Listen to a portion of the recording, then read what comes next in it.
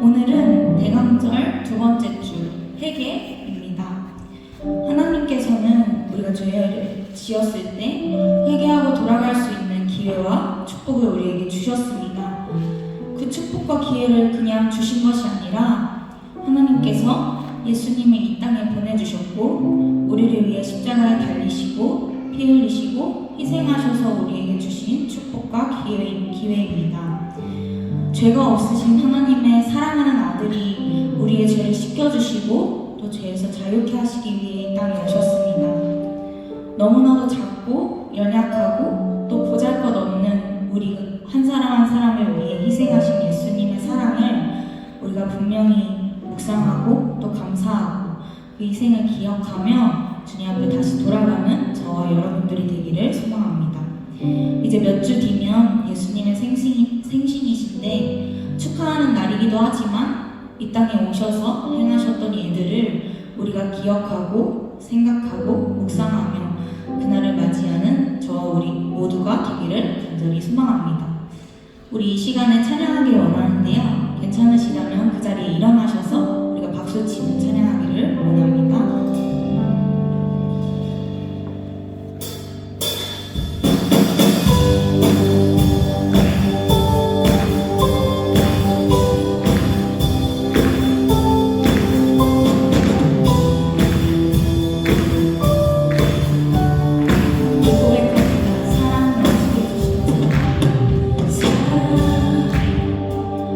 주의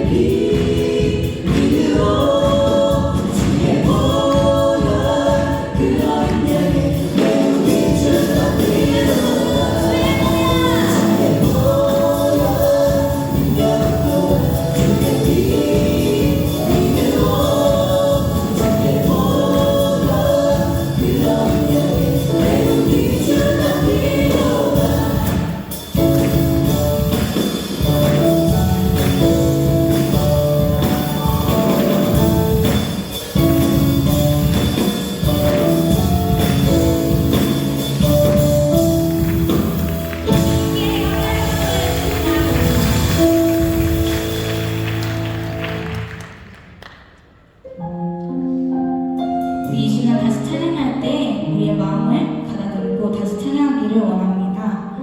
우리가 지금 서 있는 그곳이 하나님 안에 우리가 서 있는지를 함께 돌아보고 우리가 가사를 묵상하며 찬양했으면 좋겠습니다. 우리는 돌아서도 우리에게서 돌아서지 않으시는 하나님을 우리가 다시 이 시간 결단하며 나아가겠다고, 또 하나님만 의지하며 또 신뢰하며 나아가겠다고 우리 같이 고백하며 나아가기를 원합니다.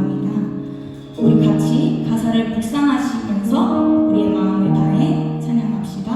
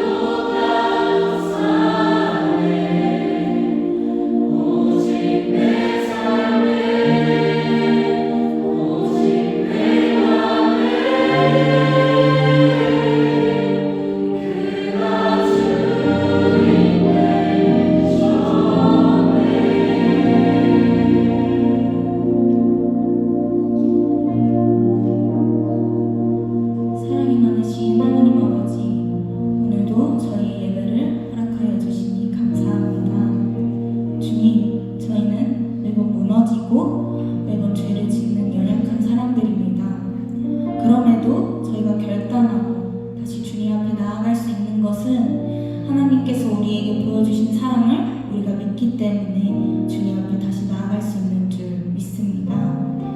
주님, 저희의 연약함을 불쌍히 여겨주시고 오늘 이 예배를 통하여 우리가 주님의 위대하심과 그 능력을 우리 안에 더 깊이 확신하고 말씀으로, 기도로 다시 우리가 무장하고 삶을 살아가는 저희가 될 수 있도록 이 예배 가운데 함께하여 주시고 끝까지 지켜주시옵소서.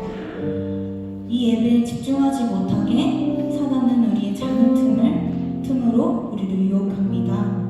우리가 그 깨에 그 유혹에 넘어가지 않고 온전히 주님의 말씀과 또 주님과의 교제 속에 집중할 수 있는 지혜와 힘을 불어넣어 주시옵소서. 말씀을 전해주시는 강희영 목사님의 말씀과 선포에 지혜와 능력 부어주셔서 우리 모두가 은혜 받고 돌아가는 시간 되게 하여 주시고 삶 가운데 주님의 말씀을 기억하며 승리하는 우리 모두가 될 수 있도록 함께하여 주시옵소서. 또 정성으로 준비한 할렐루야 찬양대의 찬양을 기뻐 받아주시고 부르는 이들과 듣는 이들의 마음이 하나가 되어 모두가 주님을 높이고 찬양하는 시간 될 수 있도록 인도하여 주시옵소서. 이 예배 처음부터 끝까지 그리고 우리의 삶 가운데까지 함께하여 주실 것을 믿사오며 살아계신 예수님의 이름으로 기도드렸습니다. 아멘. 우리 주님께 영광을 받으세요.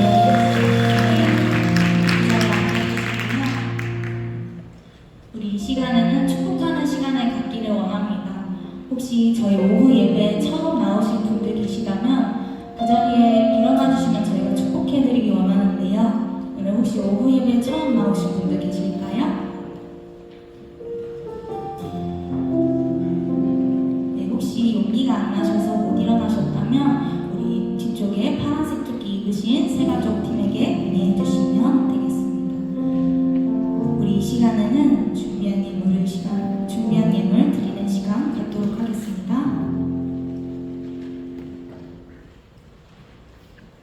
기도드리겠습니다.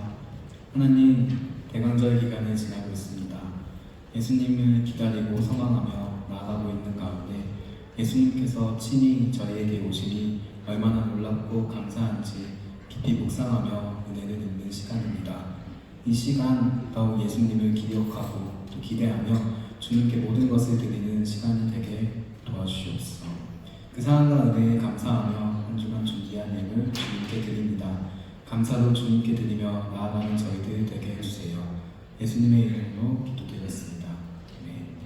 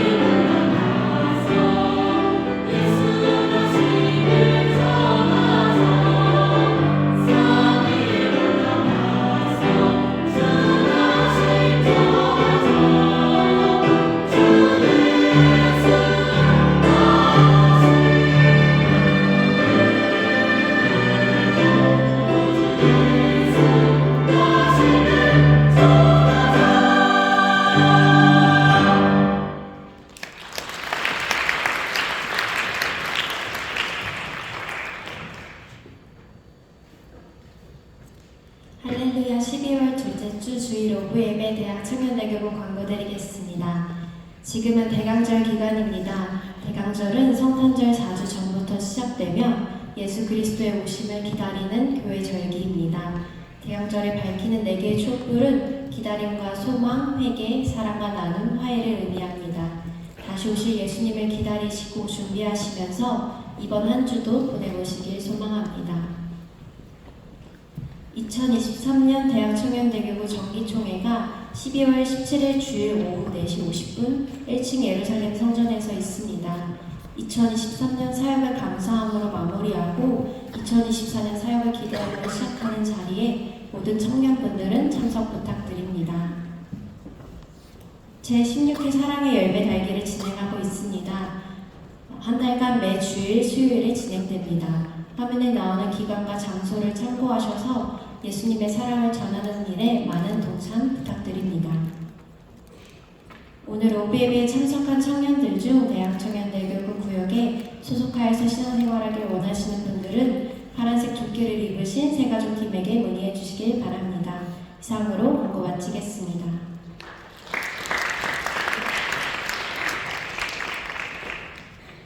오늘 함께 은혜 받으실 하나님의 말씀은 누가복음 3장 7절부터 17절 말씀입니다.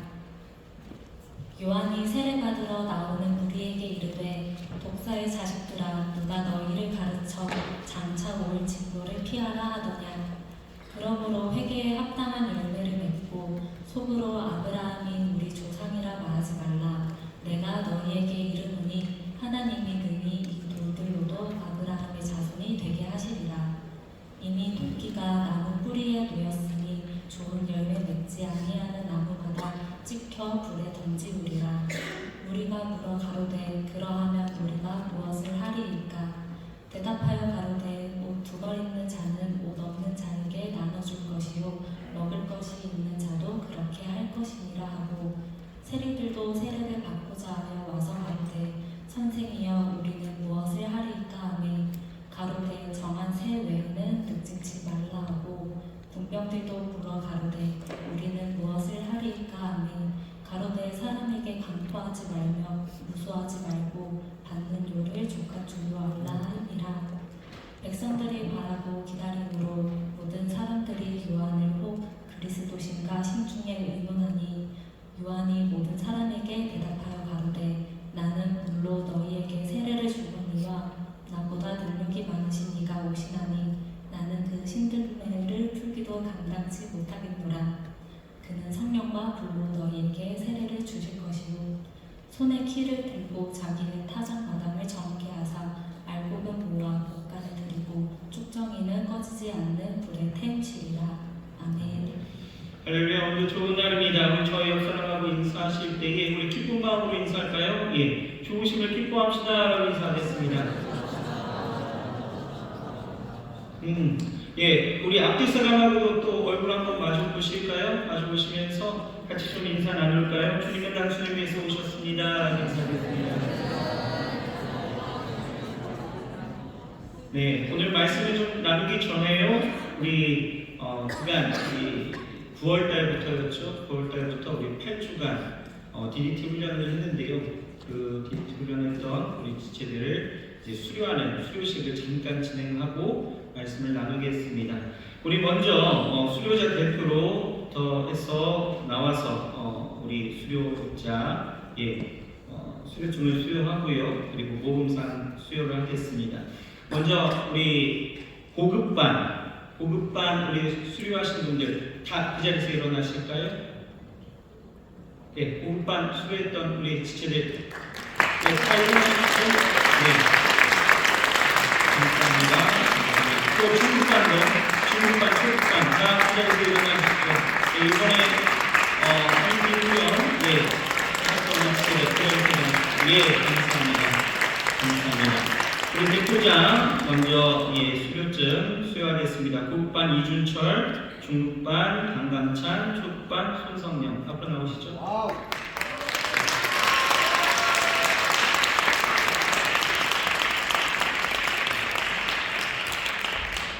자, 먼저 고급반부터 하겠습니다. 수료증 수석 하모니 성명 이준철. 위의 사람은 2023년 하반기 DDT 고급반 과정을 이수하였으므로 이에 수료 증서를 드립니다. 12월 10일 인천 수목회 담임목사 최용호. 예, 축하합니다.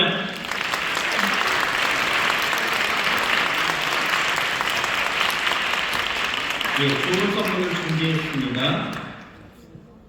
자, 자, 수료증, 비전, 강강찬. 위의 사람은 2023년 하반기 DDT 중급반 과정을 이수하였으므로 이에 수료 증서를 드립니다. 12월 10일 인천순복교회 담임 목사 최용호. 예.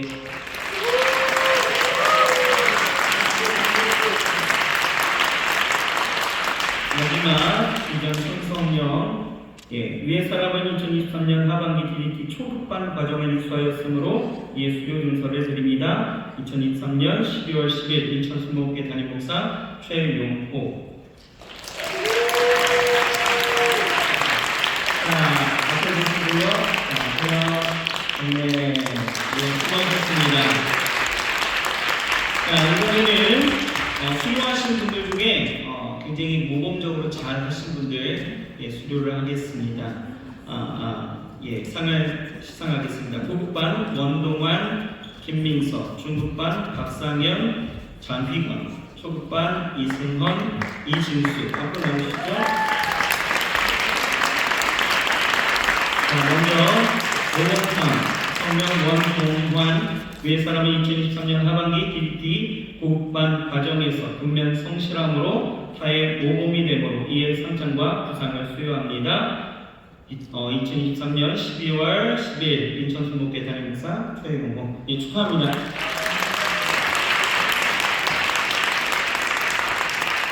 자, 모범상 비전 김민서 이와 같습니다. 축하합니다.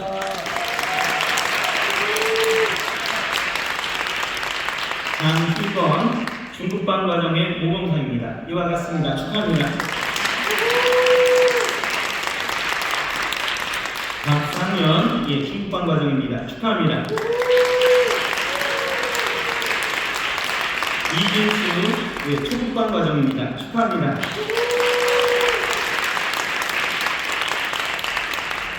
이승헌 초급반 과정입니다. 축하합니다. 앞에 보시고요. 차렷 정례 수고하셨습니다. 우리 함께 수고했던 우리 지체들 주변에 있으면 박수로서 참여하겠습니다. 수고하셨습니다. 자리에 앉아주시죠. 자, 오늘 우리 함께 읽은 말씀 누가복음 3장 7절에서 17절 말씀을 가지고 준비됐나요?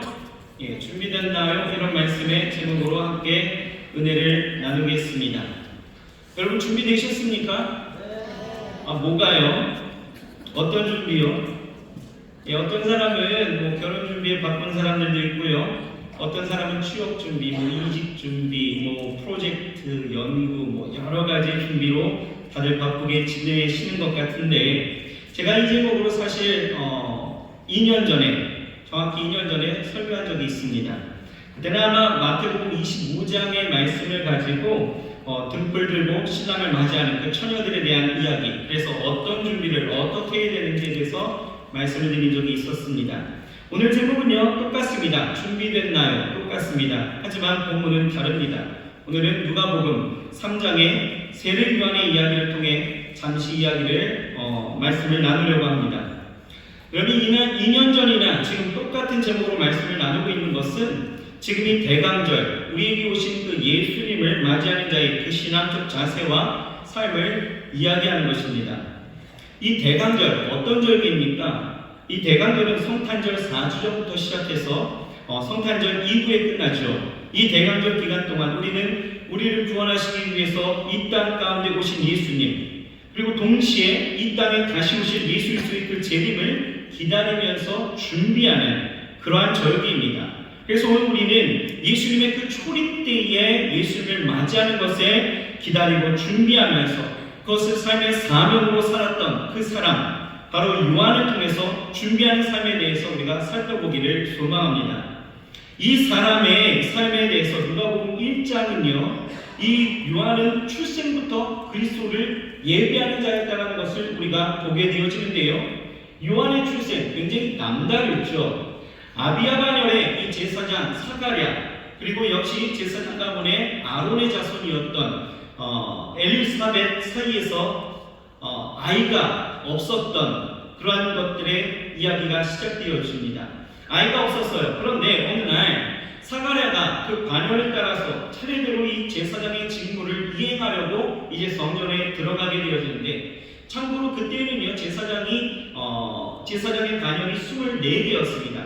각 관원은 1년에 2차례씩 일주일 동안 성전 봉사 직무를 이행하게 되어졌는데, 이 아비야 관원은 8번째 제사장에 속하게 되어져서 이제 성전 제사 직무에 들어가게 되어지는 거예요. 그런데 이때에 어떤 일이 있었냐 하면, 이 천사가 나타나서 이 사가랴에게 말하기를 네 아내 이 엘리사벳의 간구를 내가 들었다라고 하면서 너에게 아들을 주겠다라고 이야기하는 것입니다.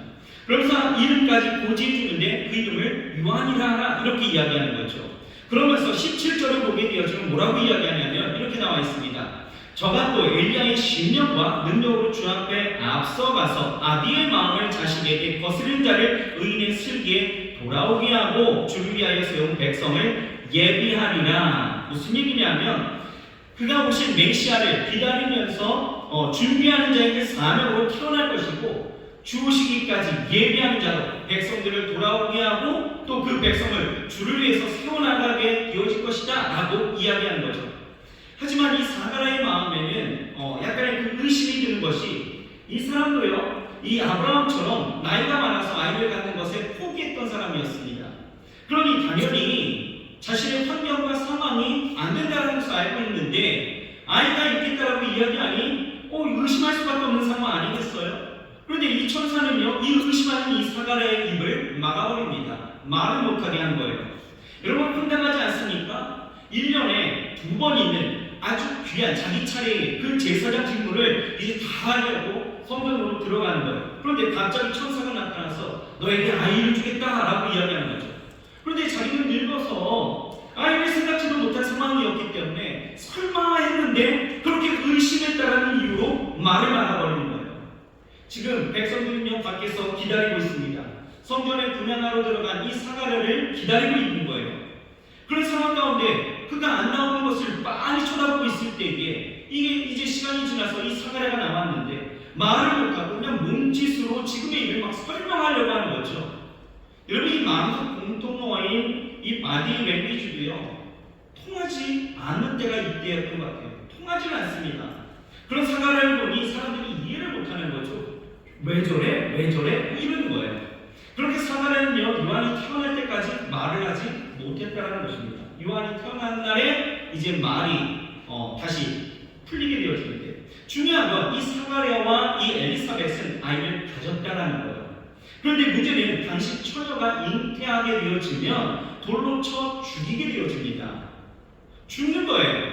그러니 엘리사벳은 그렇게 5달을 숨어 지내게 되어지는 가운데 천사가 이제 마리아에게 가서 보라 잉태하여 아들을 낳으리니 그 이름을 예수라 하면서 이 막달라 마리아에게 수태고식을 합니다. 그러면서 기가 막힌 것은 마리아에게 이렇게 이야기를 하는 거예요. 누가복음 1장 36절에 보면 보라 내 친족 엘리사벳도 늙어서 아들을 배었느니라. 본래 수태하지 못한다 하더니가 이미 6달이 되었나니 라고 나와있죠. 지금 천사는요 놀라는 이 마리아에게 봐라 네 친족 엘리사벳이 너도 아는 것처럼 늙어서 아이를 가지도 못하는 상황이었지만 아이를 가졌다. 이처럼 하나님의 모든 말씀 능히 하지 못할 일이 없는 거다 라고 이야기하면서 안심시키는 거죠. 여러분 여기서 우리가 무엇을 깨달을 수 있냐면 이미 요한의 출생의 시작부터가 예수님의 오실 길을 예비하는 자로 그 어머니 마리아의 그 마음을 안심케 하면서 준비하게 만들었다는 것을 우리가 볼 수 있다는 거예요. 그렇게 마리아는 3개월을 엘리사벳과 함께 지내게 되어지고 그리고 집으로 돌아가게 되어집니다. 그리고 엘리사벳은 기한이 차서 이제 아이를 낳게 되어지죠. 그게 바로 우리가 아는 세례 요한입니다. 놀라운 것은요, 이 요한의 출생이 이미 구약성경 맨 마지막에 이 말라기에 그대로 예언되어져 있다라는 것입니다. 여러분 말라기 4장 7절을 보면 이렇게 나와 있어요. 같이 한번 읽어볼까요? 시작. 보라 여호와의 크고 두려운 날이 이르기 전에 내가 선지 엘리야를 너에게 보내리니. 목사님 세례 요한의 이야기가 어디 있습니까? 설명해 드릴게요. 여기 구약 말라기에 의하면 뭐라고 이야기합니까? 엘리야가 다시 올 것이다 라고 이야기하죠. 이것은 말 그대로 엘리야가 다시 태어난다는 것이 아니라 누가복음 1장 17절의 말씀처럼 엘리야의 마음과 엘리야의 그 사명을 받은 사람이 메시아가 오기 전에 먼저 올 것이다 라고 예언되어져 있는 거예요. 왜요? 메시아를 맞이하는 자로 준비하게 하기 위해서이죠. 그게 바로 누구냐? 세례 요한입니다. 이 세례 요한, 친례 요한은 이 예수님의 오심을 기다리고 준비하는 사람, 예비하는 자였다는 것입니다. 여러분, 이런 의미에서 우리도 예비하는 자들인 것을 깨닫게 되어지는데요. 여러분, 우리는 다시 오실 예수님을 기다리고 대망하면서 예수님의 다시 오심을 예비하고 준비하는 사람들이다 라는 것입니다. 우리가 세례 요한처럼 출생이 남다르지는 않아요. 여러분의 아빠가 혹시 여러분들을 갖고 나서 의심하다가 말문이 막혀갖고 여러분들이 태어날 그쯤에 말문이 트진 사람 여기 아무도 없을 것입니다. 그렇죠? 우리의 출생이 그렇게 남다르진 않아요. 하지만 하나님은요, 우리를 특별하게 사랑하셨죠. 특별하게 사랑하셔서 예수 그리스도를 이 땅 가운데 구원의 주로 주셨고, 우리는 그 사랑의 구원을 얻었기에 그 특별한 하나님의 사랑으로 구원받은 우리에게 설정된 그 설정값은 무엇이냐? 다시 오실 예수 그리스도를 예비하는 자, 다시 오실 예수 그리스도를 준비하는 자가 되었다는 것입니다. 여러분 인정하십니까? 그러니 오늘 우리는요, 세례 요한이 받은 이 사명과 그의 사역에 주목해야 된다는 것입니다. 내가 준비되는 자, 준비하는 자, 또 예비하는 자이기에 우리는 초림의 예수님을 준비했고 예비했던 이 세례 요한의 그 삶을 통하여서, 그 사명을 통하여서 우리가 어떻게 무엇을 준비해야 되는지를 깨달아야 된다는 거죠. 자, 먼저 누가복음 3장 4절을 보게 되어지면 이 세례 요한의 사명이 나타나 있습니다. 이 사명을 같이 한번 읽어볼까요? 시작. 선지자 이사야의 책에 쓴 바 광야에 외치는 자의 소리가 있어 가로되 너희는 주의 길을 예비하라, 그의 첩경을 평탄케 하라. 여러분, 주의 길을 예비하고 그의 첩경을 평탄케 하는 이 비전은요, 세례 요한의 비전만은 아닙니다. 이 사명은 다시 오실 이 예수 그리스도를 예비해야 되는 저의 사명이고요, 또 여러분들의 사명이고 우리의 비전이 되어야 한다는 것입니다. 우리는 어떤 사람? 준비하는 사람, 예비하는 사람입니다. 그러니 우리는 이 세례 요한의 그 삶과 사역을 주목해야 되는데요. 세례 요한 어떻게 살았습니까? 정말 그는요, 말씀처럼 말씀 그대로 엘리야의 그 신령과 능력으로 죽으심을 예비했다라는 거예요. 여기서 엘리야의 신령과 능력이라는 것은 뭐냐면 인간의 힘이 아니라 하나님의 감동으로, 성령의 충만하심으로 하나님의 말씀을 주목하고 그 말씀에 온전히 실천하면서 순종함으로 죽으심을 예비했다, 이런 거예요. 여러분, 엘리야와 세례 요한이 닮은 점이 굉장히 많이 있습니다. 둘 다 겉옷을 입고 지냈고요, 허리에 가죽띠를 띄었습니다. 요한이요, 세속과 떨어진 이 광야에서 살았다면 이 엘리야는요, 당시 종교적 특권층에서 멀리 벗어나서 야인으로 살았다는 거예요. 비슷하죠? 그런데 우리가 더 주목해야 되는 것은 이들의 사역이었다는 것입니다. 엘리야는요, 모든 사람이 여호와를 떠나서 바알을 숭배하고 우상을 섬겨 살아가는 그때에 두려움이 없었죠. 하나님의 말씀을 성령 충만하게 선포함으로 저들의 죄악을 꾸짖고 회개의 길로 인도했던 것이 엘리야의 사역. 그런데요, 이 요한의 사역도 마찬가지였다는 거예요. 이 요한의 그 삶을 보게 되었죠. 그 사역을 보게 되어지면 이 엘리야의 사역과 똑같습니다. 그도 많은 이들로 하여금 회개를 선포하고 그들에게 아주 강력한 메시지로 그들에게 주 앞에 다시 나와야 될 것을 촉구하고 있다는 거죠. 여러분, 이렇게 주의 길을 예비하는 자는 주의 첩경을 평탄케 하는, 이렇게 우상으로 사는 이들에게 성령 충만하게 중심을 선포하면서 성령 충만해서 말씀대로 실천하고 성령 충만하게 그 삶을 살아내므로 죽으심을 준비하는 그 사람들, 그 모습을 우리에게 가르치고 있다는 것입니다. 여러분, 우리 좌우 사람으로 좀 인사할까요? 엘리야의 신령과 능력으로 준비해야 합니다 라고 인사드렸습니다. 여러분, 이렇게 엘리야나 또 세례 요한처럼 우린 성령 충만함으로 우리는 사역하고 성령 충만함으로 삶을 살아낼 수 있어야 된다는 거예요. 그렇게 엘리야의 그 신령과 엘리야의 그 능력으로 선포되어지는 그 메시지를 한번 들어보십시오. 이 요한의 메시지를 보면 굉장히 강력한 메시지를 선포하고 있다는 것입니다. 자, 본문 7절 말씀입니다. 우리 같이 한번 읽어보겠습니다. 7절 시작. 세례를 받으러 나오는 무리에게 이르되 독사의 자식들아 누가 너희를 가르쳐 장차 올 진노를 피하라 하더냐. 지금 요한이 외치고 있어요. 뭐라고요? 야, 이 독사의 자식들아 라고 하는데, 여러분 이것은요 성경이기 때문에 굉장히 순화된 말씀이기도 합니다. 원어로 해석하게 되어지면 뭐라고 이야기하냐면 선천적으로 이 악하고 더럽고 파괴적이고 죽이는 자, 그래서 지옥의 심판을 면할 수 없는, 피할 수 없는 자라고 이야기하고 있는 거예요. 여기서 말하는 이 독사라는 것은 이 어미의 배에서부터 나오면서 그 속을 다 갉아먹으면서 나오는 그런 종류의 뱀을 이야기하는데, 다시 말하면 이 죽이는 자, 포악하고 악한 자들, 마귀의 새끼들이라고 이야기하는 아주 굉장히 심한 표현을 하고 있다는 거예요. 그렇게 강력하게 그들에게 이야기하는 거예요. 독사의 자식들아. 그러면서 요한이 계속해서 외치는 게 뭐냐면 누가 너희에게 장차 올 진노를 피하라 하더냐라고 이야기하는 거죠. 무슨 이야기냐? 여러분 불임하면요 뱀들은 어떻게 합니까? 도망갔죠. 피해서 도망갑니다. 여러분 장차 올 그 진노의 심판을 그렇게 피해서 달아나겠지만 이 심판을 결국 피할 수가 있다 없다? 없다가 하는 거예요. 그러니 너희가 뭐 해야 된다? 세례를 받고 회개해야 된다라고 지금 촉구하고 있는 거죠. 이런 강력한 메시지 앞에 요한에게 세례를 받으려고 사람들이 몰려들기 시작해요. 바로 그때에 이때의 세례를 요한은요 다시 한번 그들에게 강력한 도전을 선포합니다. 뭐라고 이야기하냐? 자, 본문 8절에서 9절 말씀 같이 한번 읽어봅시다. 8절 9절 여러분 큰 소리로 시작. 그러므로 회개에 합당한 열매를 맺고 속으로 아브라함이 우리 조상이라 말하지 말라. 내가 너희에게 이르노니 하나님이 능히 이 돌들로도 아브라함의 자손이 되게 하시리라.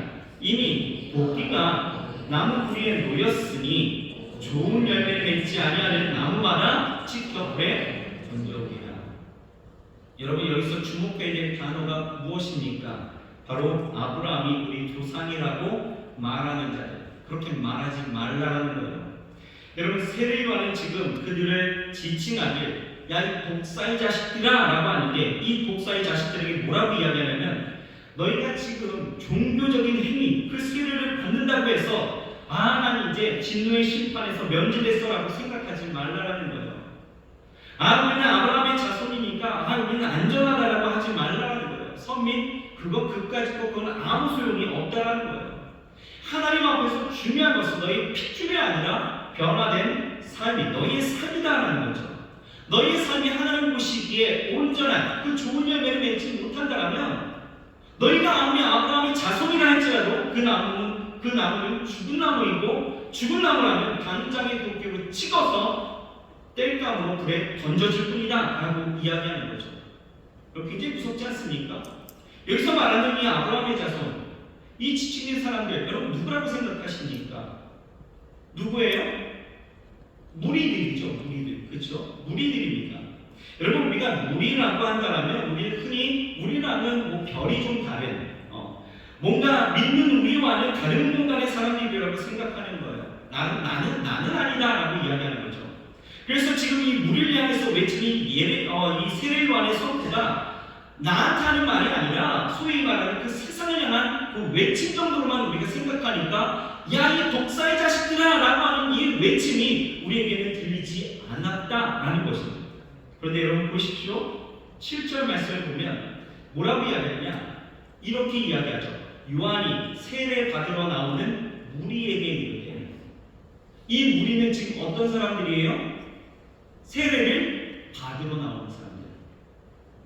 동행구절인 이 마태복음을 보게 되어지면 이들은 사두개인이나 바리새인이다 라고 말하지만 누가는요 이 안에 바리새인과 사두개인만이 있었던 것은 아니고 무리라는 이 표현 속에는 회개의 메시지, 이 독사의 자식들아 라고 하는 이 회개의 메시지를 들으면서 찔림이 있어서 변화받기 위해서 회개의 세례를 받으러 나오는 사람들도 그 안에 있다 없다?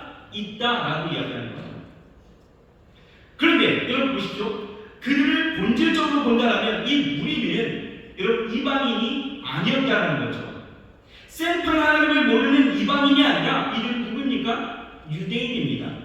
즉 하나님이 나의 하나님입니다. 하나님의 백성이라고 자부하는 그 사람들이 바로 이 무리였다는 거예요. 그러니까 여러분 하나님을 모르는 사람이 아니라 나는 하나님의 백성이다라고 나는 하나님을 믿는 사람이라고 하는 그런 사람들 무리라고 이야기하는 거예요. 그들은 하나같이 뭐라고 이야기합니까? 나는 아브라함의 자손이기 때문에 그 수로서 나는 구원받았다라고 생각하는 사람들이었다라는 거예요. 그러니 이 무리는 지금 누구를 이야기하느냐? 여러분 안타깝게도 저와 여러분들을 이야기합니다. 하나님을 믿고 따르고 그에게 내 삶을 맡긴다고 하면서 매 주일마다 또는 말씀을 들을 때마다 선포되어지는 그 말씀 가운데 야 이 독사의 자식들아 라고 하는 그 말씀이 내게 들리는 것처럼 나에게 그 말씀이 찔림이 되어지고 내가 주 앞에 나아가야 되겠다, 내가 뭔가 찔림이 있으니 내가 주 앞에 나아가야 되겠다라고 생각했던 그 사람들, 세례를 받으고 나아갔던 그 사람들, 그 무리들, 그들은 누구냐? 바로 찔림 앞에, 말씀이 찔림 앞에 내가 그리스도인이라고 자부하면서 내가 나아갔던 우리의 모습들, 저와 여러분의 모습이 이 무리 안에 고스란히 담겨져 있다는 거예요. 세례요한은요 그런 무리를 향해서 뭐라고 이야기합니까? 구약의 선지자들처럼, 선지자들의 그 말씀처럼 하나님의 의를 나타내지 않는 사람은 쉽게 말해서 믿는다라고 이야기하면서도 말씀대로 살아가지 아니하고 실천하지 않고 거룩하게 구별되지 않고 회개하지 않고 돌아서지 않는 이 모든 이들에 대해서 뭐라고 이야기합니까? 나무를 찍어버린 같이 이 무서운 심판을 당할 것이라고 지금 선포하고 있다라는 거예요. 여러분 이 말씀에 우리는 귀를 기울일 수 있어야 되는 거예요. 여러분 오늘 이 말씀이 대강조를 보내는, 그래서 죽으심을 기다리는 우리에게 정말 강력한 도전을 주는 것은 어쩌면 교회를 오래 다닌 사람들에게는 이 말씀이 더 무서운 말씀일 수 있다는 것입니다. 여러분 우리 중에는 아직 예수님을 영접하지 않은 분도 계시고요, 믿은 지 오래 안 된 분들도 계시지만 아마 대부분, 이 자리에 앉아있는 대부분은 그래도 몇 년에서 몇십 년은 교회를 다니셨을 것 같아요. 목사님 저는 모태신앙입니다. 저는 어렸을 때부터 교회를 다녔습니다. 우리 인천순복교회가 있으면서 저는 계속해서 이 교회를 다녔습니다. 저는 믿은 지 3년 되었었습니다 라고 하면서 자신의 신앙을 자부하고 나는 종교인이다, 나는 꽤 괜찮은 신앙인이다, 나는 믿으니까 하나님의 심판하고 난 무관할 것 같고, 또 주일 52주 중에 그래도 나는 40주, 적어도 40주 이상은 3분의 2 이상은 예배에 참석하고 내가 구역모임도 내가 하고 있으니 나는 심판하고 난 상관이 없다라고 생각하는 사람들이 있을 것 같아요. 그런데 오늘 성경이 우리에게 분명히 가르쳐주는 것은 무엇입니까? 교회를 얼마나 오래 다니느냐가 중요하지 않다라는 거예요. 여러분 교회를 오래 다니는 거, 열심히 다니는 거, 열정적으로 신앙생활하는 거, 많은 성김과 봉사와 헌신하는 거, 성실하게 헌금 생활하는 거 다 귀한 일이죠. 나쁜 거 아닙니다. 다 좋은 일입니다. 그러나 그러한 우리의 종교적 행위가 우리의 구원을 보장하지는 않는다는 것. 여러분 마음으로 믿지 않으면서 겉으로만 행동하는 것, 이것이 얼마나 위험한지를 우리에게 지금 보여주고 있다는 거예요. 말씀을 듣고 마음의 동요가 일어나고 거룩한 결심이 세워짐으로 새로운 삶을 계획하게 되어질 때에 그것을 온전히 삶으로 증명해낼 수 있어야 된다라고 오늘 우리에게 촉구하고 있다는 것입니다. 그게 바로 예비하는 자들, 준비하는 자들의 삶의 자세로 삶의 태도다라고 이야기하는 거죠. 그렇게 준비해야 된다는 거예요. 지금 세례요한은 말씀의 동요가 일어나고 시작하고 또 변화를 갖고자 하는 자들, 세례를 받으러 나오는 자들에게 촉구하는 것은 너희의 변화된 삶, 살아내는 삶이다라고 이야기하고 있는 거죠. 여러분 기억하십시오. 신앙도요 얼마든지 짝퉁이 있다는 거예요. 여러분 우리가 이것을 증명해내는 그 삶이 얼마나 중요한지, 여러분 우리가 그것을 증명하지 못한다면 이것은 껍데기, 짝퉁하고 똑같다라는 것입니다. 여러분 동대문에 가면요 그거 아십니까? 은밀히 영업되는 그 짝퉁 상가가 있습니다. 거기는 아무나 들어갈 수 없습니다. 제가 아는 그 권사님 아들이 거기서 사업장을 하나 갖고 계시는데요. 권사님이 이 아들 일에 대해서 저한테 기도를 부탁하시는 거예요. 목사님, 아들이 이런 사업을 하는데, 그 짝퉁 사업을 하는데 제발 이것을 접게 해달라고 기도를 부탁하시는 거죠. 그러면서 한 번은 우연한 그런 기회로 그것을 한번 가보게 되었는데, 봤더니 저는 명품을 잘 몰라요. 잘 모르니까 어떻게 구별해야 되는지 몰라서 그냥 와 이러면서 구경만 하고 있었는데, 권사님 아들이 와서요, 명품 진짜하고 가짜를 같이 가져와서 이제 비교해서 보여주는 겁니다. 그러면서 이게 왜 S급, 소위 말하는 그 S급 짝퉁인지를 가르쳐 주는 거예요. 목사님 보십시오. 똑같죠? 정말 똑같더라고요. 뭐 박음쇠 한 부분, 뭐 이음 부분, 뭐 이렇게 그 실밥 뭐 이렇게 한 부분, 정말 상표의 등록번호까지 정말 똑같더라고요. 그래갖고 우와 정말 똑같네요 이러면서 보고 있었는데, 여러분 제가 보기에는 명품, 짝퉁 잘 모르겠더라고요. 그런데 결론은 뭡니까? 짝퉁은 짝퉁일 뿐 명품이 될 수 없다는 거죠. 비가 오면 머리에 쓰는 거고요. 사용하다가 흠집 나면 그냥 버리는 게 짝퉁인 거예요. 여러분 신앙도 이와 같다는 거죠. 신앙도 짝퉁이 있습니다. 흉내만 내는 거예요. 그런데 뭔가 다른 거예요. 삶으로 나타나는 변화, 이런 회개에 합당한 열매가 없다는 것입니다. 모습은 거의 비슷합니다. 다른 게 없어요. 교회 나와서 열심히 찬송도 하고요, 봉사도 합니다. 헌신도 하죠. 열심히 교회에 출석도 합니다. 그런데 뭔가 다른 거예요. 짝퉁은 뭡니까? 삶의 변화가 없습니다. 살아내는 힘이 없는 거예요. 여러분 죽으심을 준비하는 자들 어떻게 해야 됩니까? 먼저는 회개해야 됩니다. 회개하는 것은 주께로 돌아가야 된다는 거예요. 오늘 찬양팀이 찬양했던 것처럼 주께로 돌아가야 합니다. 자신의 삶에서 하나님으로부터 멀어졌던 것, 그것을 우리는 살피면서 주께로 다시 돌아가야 되는 거예요. 그런데 회개는요, 여기서 결심만 한다고 해서 끝난 것이 아니다라는 거죠. 진정한 회개는 결심만으로 내가 돌아가야 되겠다라고 해서 끝나는 것이 아니라 어떻게 해요? 합당한 열매를 맺어야 된다고 이야기하는 거예요. 회개에 합당한 열매. 그러니까 정말 마음이 바꾸고 회개하고 변화되었다면 그것을 눈으로 보이게 증명을 하는 거죠. 정말 믿었다면 변화된 모습이 삶 속에서 나타나야 된다는 것입니다. 이것이 진퉁이다라는 거죠. 그것이 바로 예수 그리스도를 다시 오실 예수 그리스도를 예배하는 자, 준비하는 자의 진짜 모습이다라는 것입니다. 여러분 대강절 우리는 뭐 해야 됩니까? 세상 사람들처럼 예수님 오심에 대해서 그냥 즐겁기만 하신 날일까요? 아닙니다.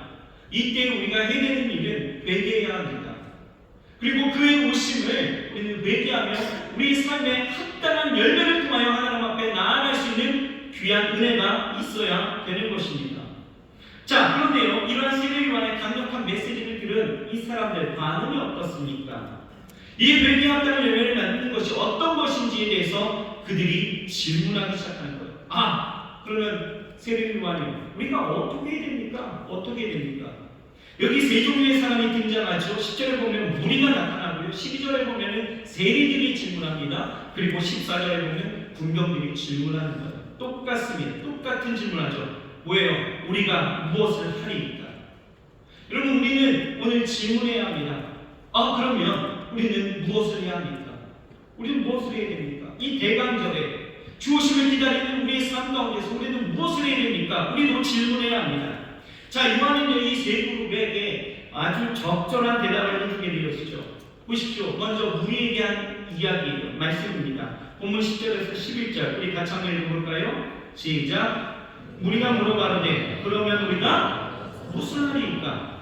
대답하여 가로되 옷 두 벌 있는 자는 옷 없는 자에게 나눠줄 것이요 먹을 것이 있는 자도 그렇게 할 것이니라 하고 뭐예요? 세례요한은 옷이 두 벌 있으면 옷 없는 자에게 나눠주라는 거예요. 음식도 그렇게 하라는 거죠. 삶을 유지하는 데에 옷이나 음식보다 더 많은 양을 자기에게 필요한 그 옷이나 음식보다 더 많은 양을 가지고 있다라면 지금 그러한 것들이 없어서 고통하는 자들에게 나눠줄 수 있어야 된다는 거예요. 그것이 진짜 회개한 사람의 삶이라는 거죠. 움켜쥐는 것이 아니라 베푸는 삶을 살아낼 수 있어야 된다는 거예요. 그러니까 진정한 회개라는 것은 그냥 마음속으로 내가 죄인이구나, 하나님 용서해 주세요, 제가 회개합니다 라고 끝나는 것이 아니다는 거예요. 진정으로 회개한 그 삶, 예수 그리스도의 오심을 준비하고 예배하는 그 삶은 어떻게 해요? 나아가서 내 삶의 자리에서 나누라는 거예요. 나눠주라는 거예요. 두 번째는 세리들입니다. 본문 12절에서 13절 같이 한번 읽어봅시다. 시작. 세리들도 세례를 받고자 하여 와서 가로되 선생이여 우리는 무엇을 하리까 하매 가로되 정한 새 외에는 늦증치 말라 하고. 당시 세리들은요 로마 제국을 위해서 공중인 유대인들로부터 세금을 걷어들이는 그런 일을 했습니다. 그런데 이 세리들은요 로마 정부에 미리 자신이 그 권리금이라고 이야기하죠. 돈을 미리 많이 주고 그렇게 각종 세금과 요금을 거둘 수 있는 그 권리를 받게 되어진 거예요. 그러니 미리 돈을 주고 자기가 거둘 수 있는 그 권리를 사게 되어지니까 어떻게 합니까? 여러분 같으면 뭔가 이득이 있어야 될 거 아니에요, 그렇죠? 그러니 정한 세보다도 더 많은 돈을 지불하게 만드는 거죠. 자신의 본전을 찾아야 되기 때문에. 그러니까 그 이상의 부를 축적하게 되어지는 것입니다. 정해진 것보다 훨씬 더 많은 금액을 징치하게 되어지니 여러분 유대인들이 좋아하겠습니까? 아무도 이 세리들을 좋아하는 사람들이 없었다는 거죠. 원성과 미움과 그들을 향한 질타들이 끊임없이 일어나게 되어지는 것입니다. 여러분 그런데 보세요. 예수님의 12제자 중에 한 사람이었던 이 세리 마태는 어떻게 합니까? 가버나움의 세리였는데요. 이 말씀 가운데에서 그가 어떻게 합니까? 예수를 부르셨을 때에 그는요 그 모든 것을 다 버리고 예수를 쫓았다는 거예요. 누가복음 19장을 보면 더 구체적인 것이 나오죠. 삭개오입니다. 여러분이 잘 아시잖아요. 여리고의 세리였죠. 그냥 세리가 아니라 세리장이었습니다. 우두머리였죠. 그러니까 얼마나 사람들의 돈을 갈취했을까 우리는 가늠할 수가 있다는 거예요. 그가 예수님을 만나고 회개하게 되어졌을 때에 회개했다는 열매를 어떻게 맺습니까? 그가 고백하죠. 남의 것을 토식한 일이 있으면 내가 4배나 갚겠다라고. 그렇게 살아냈다라는 거예요. 여러분 회개했다는 열매 어떻게 맺어야 합니까? 여러분 우리의 삶의 자리에서 내가 할 수 있는 내게 있는 그 권리를 온전히 내어놓을 수 있어야 된다는 거예요. 하나님 앞에 우리의 삶을 정직하게 삶을 이끌고 나아갈 수 있어야 된다는 것입니다. 세상은 이야기하잖아요. 정직하게는 절대 장사할 수 없다라고. 정직하게는 분명히 이득이 너에게 없다라고. 네가 늘 불합리하게, 늘 너는 항상 이득을 보지 못할 거라고 늘 우리를 위협하죠. 그런데 회개에 합당한 삶을 사는 사람은 어떻습니까? 그냥 정직하게 사는 거예요. 자신의 삶의 자리에서 내가 할 수 있는 최선의 정직을 하며 살아가는 거죠. 그게 진짜 회개한 삶의 사람의 삶이라는 것입니다. 그리고 세 번째입니다. 세 번째는 누구죠? 군병들이었습니다. 본문 14절입니다. 14절에 이렇게 나와 있어요. 군병들도 물어가로되 우리는 무엇을 하리까? 계속해서 우리는 어떻게 합니까? 우리는 어떻게 합니까? 계속 이야기하고 있죠. 이때 가로되 사람에게 간포하지 말며 무수하지 말고 받는 료를 족한 줄로 알라 하니라 라고 말하고 있습니다. 여러분 이 말이 좀 어렵죠. 그래서 세번역 성경을 보게 되어지면 이렇게 해석되어져 있습니다. 아무에게도 협박하지 말아라. 억지로 빼앗거나 거짓 고소를 하여서 빼앗거나 속여서 빼앗지 말고 너희에게 줄 그 봉급으로 만족하면서 여겨라. 이렇게 이야기하고 있습니다. 여러분 그런데 이 군인들은 누구입니까? 이 군병들은 로마 사람 아니에요. 유대인들이었습니다. 이 헤롯이나 로마 총독을 섬기는 그 지역의 용병들이 바로 여기서 말하는 군병이에요. 예수님 당시를 그린 그 패션 오브 크라이스트를 보게 되어지는 그 영화를 보면 군병들이 나오잖아요. 이 군병들은요 로마 군인이 아니었고요. 그들이 고용한 유대인 용병들이 더 많았다는 거죠. 이 군병들은요 세리들이 세금을 거두고 나아가게 되어질 때에 그들을 보호해주는 역할을 했습니다. 또 로마 군인들이 나아갈 때도 그들의 용병이 되어져 나아갔습니다. 왜 같이 가냐? 여러분 세리가 혼자 갔다가 여러분 부당한 이익을 징취하게 되어질 때에 여러분 사람들이 가만히 있을까요? 아니잖아요. 절대 다수가 있는 거 아니겠습니까? 그러니 세리가 혼자 가게 되어지면 이건 굉장히 위험한 일이 되어질 수 있다는 거죠. 그러니 누구를 대동합니까? 이 군병들을 대동하는 거예요. 그러니 이 세리들도 미움을 받았는데 그들을 보호하고 그들을 관할하고 있었던 이 군병들은 어떨까요? 똑같은 미움과 똑같은 그러한 지적을 받고 있었던 존재들이었죠. 그런데 사실 이 군병들의 또 봉급도요 사실 그렇게 많지는 않았습니다. 그러니 어때요? 자기의 필요를 채우기 위해서 사람들에게 있어서 돈을 빼앗았던 사람들이었습니다. 빼앗는 방법도 다양했죠. 협박해서 빼앗고 억지로 빼앗고 또 거짓 고소를 해갖고 빼앗는 그러한 사람들이 군병들입니다. 이들이 지금 세리요한의 그 강력한 이 독사의 자식들아 라고 하는 이 말씀 앞에 그들이 뭐라고 해야 합니까? 우리는 그럼 어떻게 해야 됩니까? 그 말에 세리요한은 이야기하죠. 뭐 하지 말라? 협박해서 억지로 빼앗지 말라. 거짓 고소해서 빼앗지 말라. 속여서 빼앗는 이 일들을 다 그만두라는 거예요. 그러지 말라는 거죠.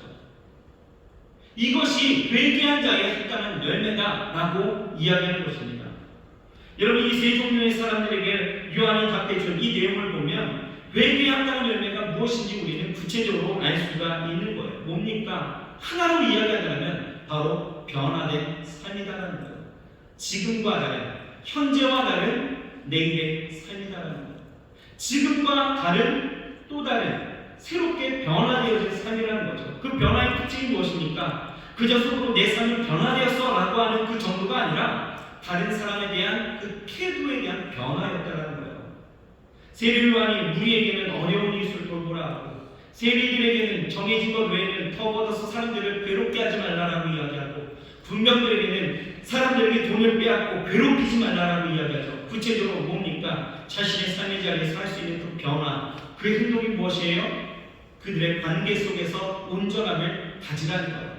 이 말을 좀 더 구체적으로 한다면 이웃을 사랑하라는 거죠. 이것이 회개에 합당한 열매다라고 이야기하는 것입니다. 여러분, 예수께서 이 땅 가운데 오셔서 우리에게 말씀하신 계명이 있습니다. 무엇입니까? 하나님을 사랑하고 내 이웃을 내 몸과 같이 사랑하라는 거죠. 세례 요한은 이 예수님의 계명이 선포되어지기 이전에 이미 그의 첩경을 평탄케 하기 위해서 어떻게 했어요? 그들에게 회개를 촉구하고 그의 변화된 삶을 이야기했다는 것입니다. 이웃을 관계적으로 사랑하라. 여러분 우리에게 있어서 이 말씀이 오늘 우리 귀에 들려지기를 소망합니다. 이 땅 가운데 살아가면서 여러분들의 삶의 사명이 무엇입니까? 라고 질문한다면 여러분들은 다양한 자신의 비전들을 제시하겠지만 여러분들에게 있어서 진짜 하나님이 부여해 주신 사명이라고 이야기한다면 그것은 다시 오실 예수 그리스도를 예비하고 준비하는 자들이다 라는 것 여러분 절대로 놓치지 마시기 바랍니다.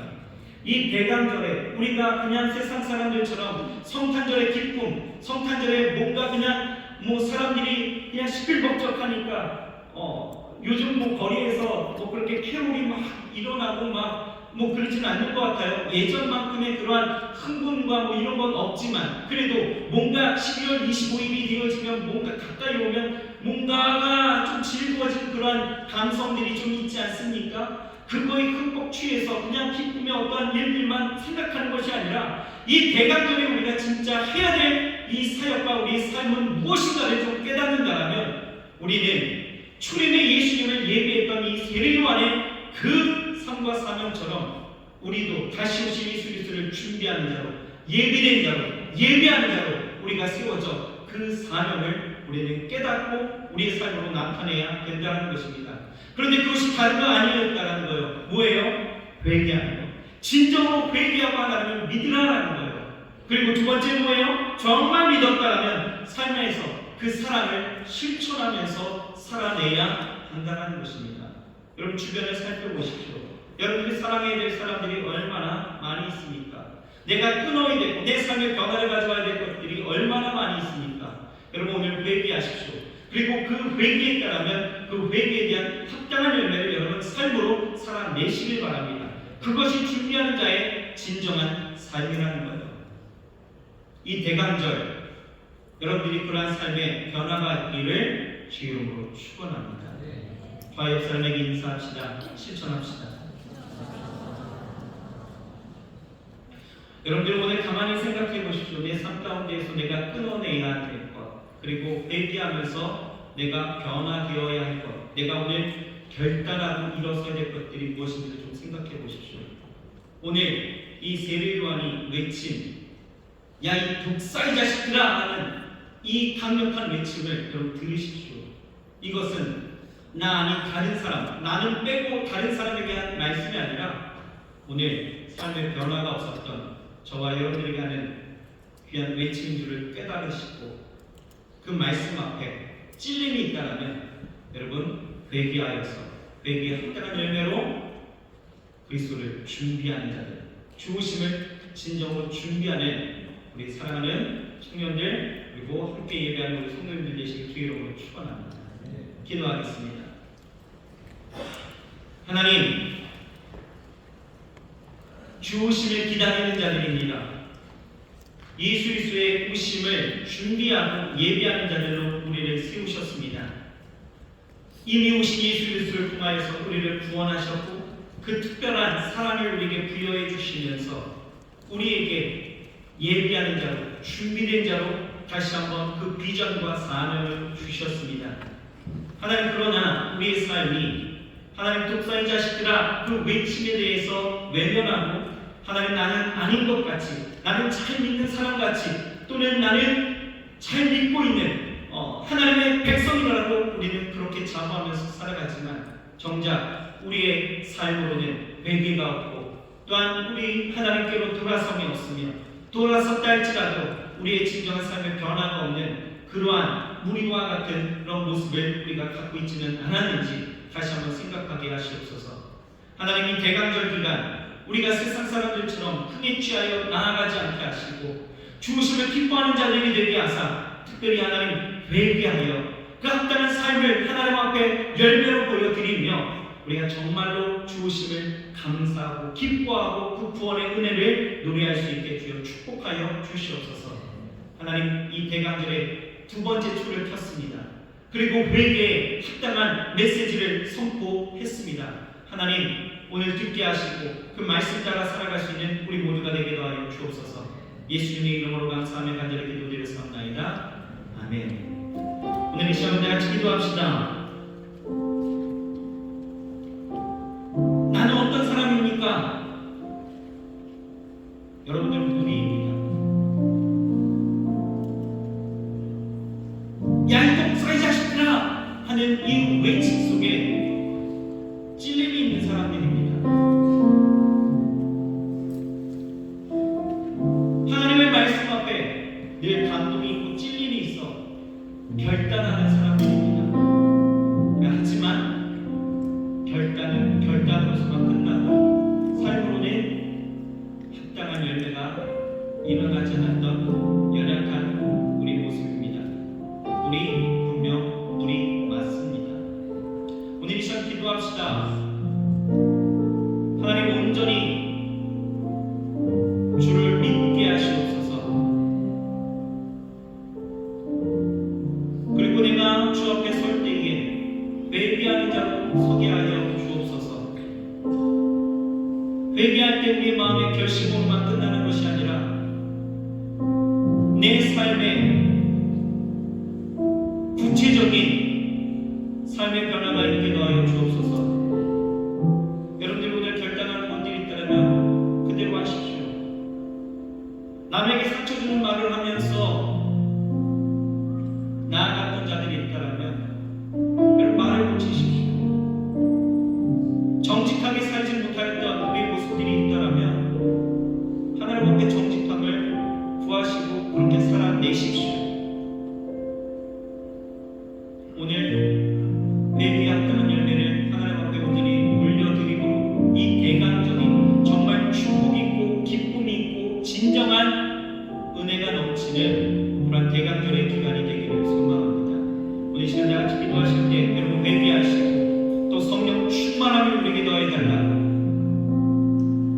그렇게 하나님 우리가 변화된 삶을 살아낼 수 있게 도와달라고, 내가 회개한 것에 합당한 열매를 하나님 앞에 올려드릴 수 있게 도와달라고 하나님 앞에 그 능력을 구하며 여러분 이 시간 다 같이 기도하시길 바랍니다. 이 시간 우리 주의 이름 부르시고 우리 주의 말씀을 기억하시면서 다 같이 기도하도록 합시다. 주여 완전히 잘못하면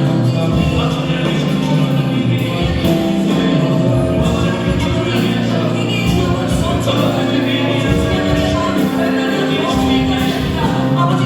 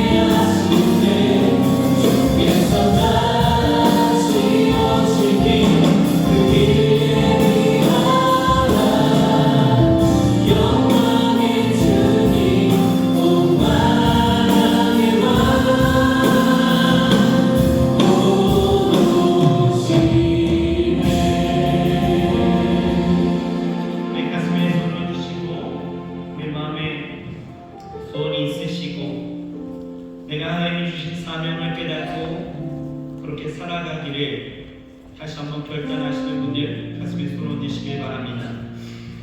또 육체의 약함을 갖고 왔으니까 괜찮습니다. 하나님 고치십니다. 믿음으로 아픈 교회 손을 놓고 기도하십시다. 하나님, 오늘 사랑하는 우리 청년들과 또 우리 함께 예배하는 우리 성도님들, 세비로 안에 그 사명을 우리에게 이미 주신 줄 믿습니다. 예수 그리스도가 이 땅 가운데 오셔서 우리를 구원하시고 우리에게 그 극진하시고 특별하신 사랑을 보이심으로 다시 오실 예수님을 예비케 하고 또한 그 삶을 준비케 하심을 우리는 믿습니다. 하나님, 그 사명을 우리에게 더하여 주셨사온데 우리는 그 사명에 잊어버린 채 또는 나는 독사의 자식들이 아닌 것처럼 하나님 그렇게 내 신앙과 내 삶을 만족하며 나아가기도 합니다. 늘 회개하고 때로는 그 결단과 결심 가운데 우리의 삶의 자리로 나아가지만 하나님, 우리는 변화된 삶이 아닌 여전히 같은 삶, 어제와 다르지 않는 오늘의 삶을 통하여 나아갈 때가 너무나 많이 있었음을 고백합니다. 하나님이 대강절 기간 우리 다시 한번 주 앞에 나아가 우리에게 주신 사명을 깨닫고 다시 한번 우리가 어떻게 준비하며 나아가야 될지를 아버지 하나님 깨닫습니다. 하나님, 회개하게 하시옵소서. 그리고 그 회개의 합당한 열매를 갖고 살아가게 하여 주시옵소서. 하나님, 원하지 않으셨던 우리의 삶의 자리에서 아버지 하나님의 거짓된 것과 우상된 것들, 그리고 아버지 하나님의 다른 이들과의 그 관계 속에서 아픔과 상처를 주고 죽이고자 했던 우리의 모든 모습들 하나님 다 버리게 하시옵소서. 그리고 회개의 합당 열매를 우리의 삶으로 온전히 드러내게 하셔서 아버지 하나님의 우리가 하나님 사랑과 이웃 사랑을 온전히 실천하며 살아갈 수 있게 주여 축복하여 주옵소서. 나의 것을 나눠줄 수 있는 거룩한 거부들 낼 수 있게 도와주시고 아버지 하나님의